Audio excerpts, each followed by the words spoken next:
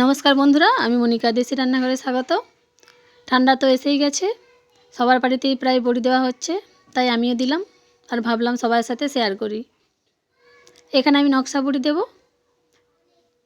তিল আর পোস্তর মধ্যে বড়িটা দেব। খুব ভালোভাবে তিল আর পোস্ত ছড়িয়ে নিয়েছি।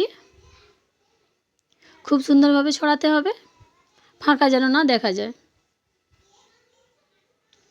এই যে একটা বড়ি দিয়েছি, দেখতে খুবই সুন্দর লাগছে, নিজে নিজেই বললাম। আরও একটা দিচ্ছি।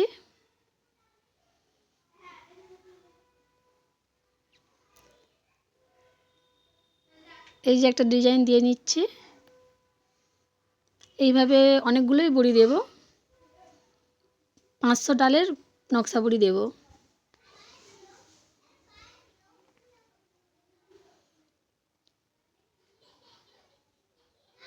নকশা বড়ি তো খেতে তো খুবই সুন্দর লাগে।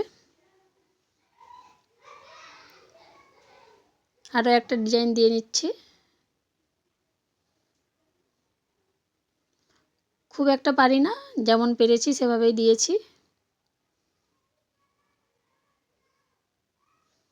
এই দেখো, উল্টো দিকে দিয়ে দিয়েছিলাম, আবার সোজা দিকে দিচ্ছি।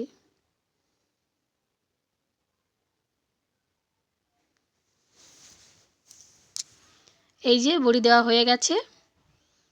এটার মধ্যে অনেকগুলো বড়ি আছে আর থালাটা বেশ বড়।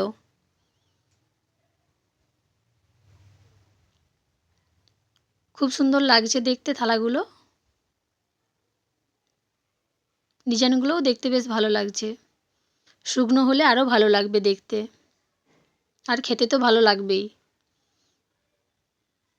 এইভাবে বানিয়ে ফেলেছি নকশা বড়ি তিল আর পোস্তর ওপরে। কেমন হয়েছে প্লিজ কমেন্ট করে জানিও।